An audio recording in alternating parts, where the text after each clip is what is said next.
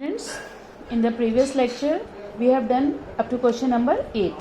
Now moving towards question number 9. The question is, each side of an equilateral triangle is 24 centimeter. Find its area using Heron's formula. So find its area using Heron's formula and also find its altitude. तो अब equilateral triangle है, पहले तो हमने जो equilateral triangle का formula का directly apply कर दिया था √3/4 साइड स्क्वायर. अब यहाँ पे इन्होंने कहा है कि हीरोन्स फॉर्मूला से हमें निकालना है. तो suppose it is a triangle ABC.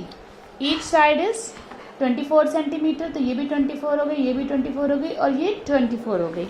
लेकिन हमें इसमें ऑल्टीट्यूड भी निकालना है. सो नाउ सी, यहाँ से हमने एक डाला, दिस इज द ऑल्टीट्यूड, ये ऑल्टीट्यूड है. क्योंकि ये राइट इक्विलेटरल ट्रायंगल है तो इसलिए ये इसको इक्वली बाइसेक्ट करेगा. 12 और 12 सेंटीमीटर हो गया. This point suppose M. इतना कंस्ट्रक्शन हमने कर लिया. नाउ व्हाट इज गिवन, यहाँ पे A है 24, B भी है 24 और C भी है 24. क्योंकि इक्विलेटरल ट्रायंगल है so all the four sides are equal. So now what we have to do, the first thing is to find the semi perimeter of the equilateral triangle. So which is equal to A plus B plus C by 2, 24 plus 24 plus 24 by 2, which is equal to 72 by 2, 36. तो कितना आया ये S? 36 आ गया है. अब हमें find क्या करना है, we have to find its area using Heron's formula. तो अब आप एरिया निकाल लीजिए. Area of triangle is equal to root S minus A, S minus B, S minus C. S कितना है 36, 36 minus 24, 36 minus 24 and 36 minus 24, which is equal to 36 into 12 into 12 into 12. Pair बना लीजिए. It will B 3 into 12 into 12 into 12 into 12. तो answer आ गया आपका 12√3. 12 into 12 means 144√3. 144√3 centimetre square. So this is your area of triangle. अब area of triangle मिल गया है हमें. तो एक तो ऑल्टीट्यूड, हम पाइथागोरस थ्योरम चाहें तो हम पाइथागोरस थ्योरम लगा के भी ऑल्टीट्यूड निकाल सकते हैं. और दूसरा हमारा क्या तरीका होता है, area is equal to half into base into altitude या हाइट, बोथ आर सेम. तो एरिया कितना है 144√3 इज इक्वल टू 1/2. बेस कितना है ये 24 into altitude suppose H. H is equal to 144/12√3, which is equal to H is equal to 12√3. So the length of the altitude is 12√3 centimeter. Now moving to question number 10. Question number 10 is, the base of an isosceles triangle is 40 centimeter and its each of the equal side is 25 centimetre. तो base जो है वो isosceles triangle है, इसलिए दो sides equal होंगी और third side अलग होगी. जो थर्ड साइड है उसको हमने बेस कहा हुआ है इन्होंने क्वेश्चन में, तो वो 40 सेंटीमीटर हो गया और उसकी जो इक्वल साइड्स हैं वो 25 सेंटीमीटर हो गई. तो अब जो ट्रायंगल बन के आया वो कुछ इस तरह से आया है. ये हो गई 25 सेंटीमीटर A, B हो गया 25 सेंटीमीटर और C जो हो गया वो है 40 centimetre. So find the area of the triangle without using Heron's formula and using Heron's formula. अब using Heron's formula second part पहले आप देख लीजिए. इसके लिए आपका A 25 है, B 25 है और C 40 है. तो हीरोन्स फॉर्मूले से आप अपने आप निकाल सकते हो, जैसे अभी प्रीवियस एक्सरसाइज में करा है, क्वेश्चन में करा है. हीरोन्स फॉर्मूले से you can do by yourself. Without using Heron's formula, without using में आपको कौन सा फॉर्मूला लगाना होगा, half into base into height. Base हमें पता है और हाइट हमें निकालना है. So how to find the height, A B C. ये हाइट निकालना है। अब हम यहाँ पे पाइथागोरस थ्योरम लगाएंगे। ये सपोज ये पॉइंट M है, तो ये 20 हो गया और ये 20 हो गया, क्योंकि ये मिड पॉइंट है, इक्वल साइड्स हैं, तो इसको इक्वली डिवाइड करेंगे। ये M हो गया, ये पॉइंट सपोज हमने कर लिया जो मिड पॉइंट है वो M है, तो इधर 20 और इधर 20 हो गया। तो राइट इन ट्रायंगल ABM, इन ट्रायंगल ABM, ये राइट एंगल ट्रायंगल बन गया, ये हाइपोटेनस हो गया, ये आपका परपेंडिकुलर हो गया, and this one is base.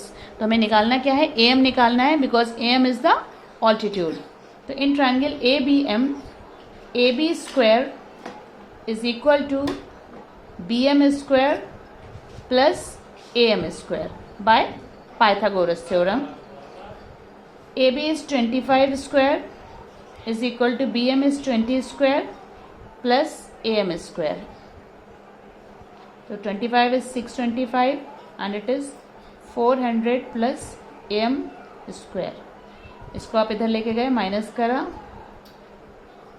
AM square, तो 6 it is 225 equals to AM square. तो AM is equal to under root 225 which is equal to 15 centimetre. तो AM कितना निकल के आ गया, ये ऑल्टीट्यूड की लेंथ कितनी, ये क्वेश्चन आपको अपने आप करना है, छोड़ना नहीं है फर्स्ट सेकेंड पार्ट। तो ऑल्टीट्यूड की लेंथ कितनी निकल के आई, 15 centimetre. Now area of triangle is equal to half, base कितना है BC इंटू AM जो ऑल्टीट्यूड है, which is equal to half into base दिया 40 into 15 centimetre square, which is equal to 300 centimetre square. तो सेकेंड पार्ट आप इसका अपने आप कर लेना हीरोन्स फॉर्मूले से, first part I have explain you. Now question number 11 is your homework, because question number 11 is just same as question number 8। आप देखना इसको, क्वेश्चन नंबर 11 जो है वो बिल्कुल क्वेश्चन नंबर 8 की तरह है। So this is your homework, you can do by yourself at home. Question number 12. So what is question 12? The 12th one is the area of an isosceles right triangle is 450 centimeter square. Find its perimeter. Isosceles triangle है, तो ये बन गया हमारा isosceles triangle। इन्होंने ये कहा है the area of an isosceles triangle is 450 centimetre square. तो एरिया दिया हुआ है 450 सेंटीमीटर स्क्वायर। तो what we have to find, we have to find the perimeter. क्या फाइंड करना है, पेरीमीटर। तो पेरीमीटर के लिए हमें साइड्स पता होना चाहिए। अगर हमें तीनों साइड्स पता चल गई then perimeter is equal to sum of all the. देखिए क्वेश्चन में एक चीज पढ़ना हम भूल गए थे, the area of an isosceles right angle triangle. Isosceles right angle triangle मतलब जो ट्रायंगल बनेगा वो आइसोसेलेस भी होगा और राइट एंगल भी होगा। तो वो ट्रायंगल ये वाला नहीं बनेगा, वो ट्रायंगल बनेगा कुछ इस टाइप का। It is an isosceles right angle triangle. क्योंकि आइसोसेलेस है तो इसकी दो साइड्स इक्वल होंगी और एक राइट एंगल होगा, लेकिन राइट एंगल होगा तो हाइपोटेनस बेस और परपेंडिकुलर से अलग होगा। तो जो दो साइड्स इसकी इक्वल होंगी वो ये दोनों होंगी, it will be X and it will be X. So let the equal sides is equal to x centimetre. जो इक्वल साइड्स हैं उन्हें हमने x सेंटीमीटर सपोज कर लिया। देन एरिया गिवन है, तो half into base into height is equal to area. Half base कितना है x है और हाइट भी कितनी है x है और एरिया दिया है 450।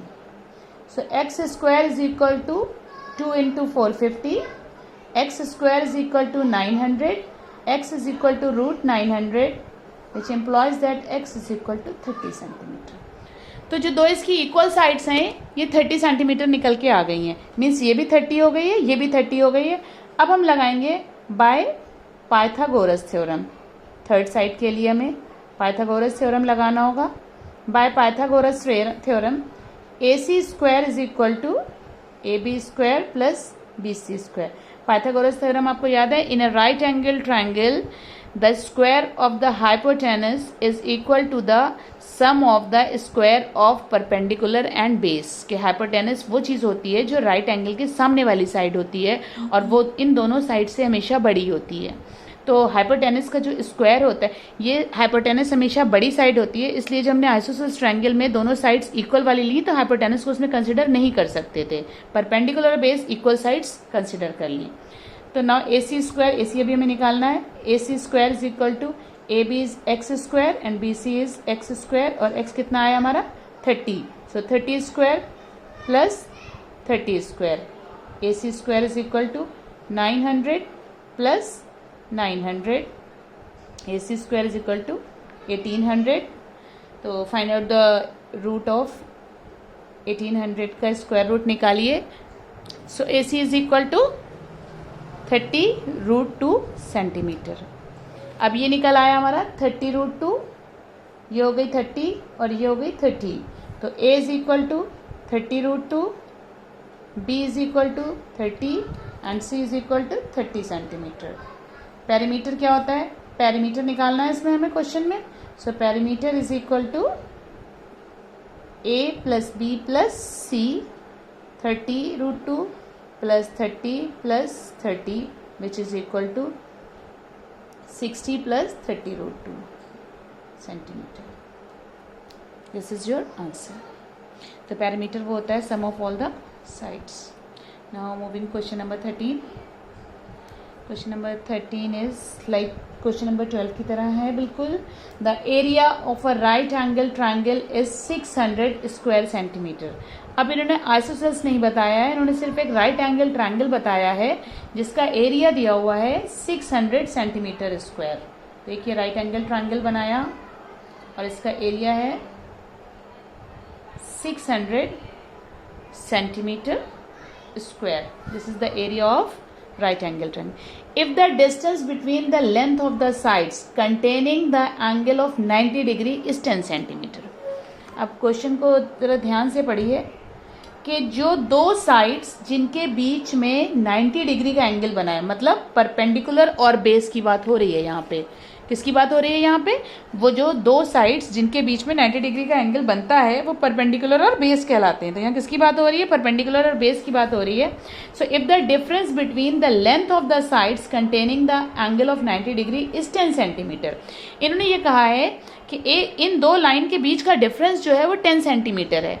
इसका मतलब ये है कि ये लाइन अगर x है तो ये वाली लाइन x प्लस 10 होगी। समझ रहे हैं आप बात को।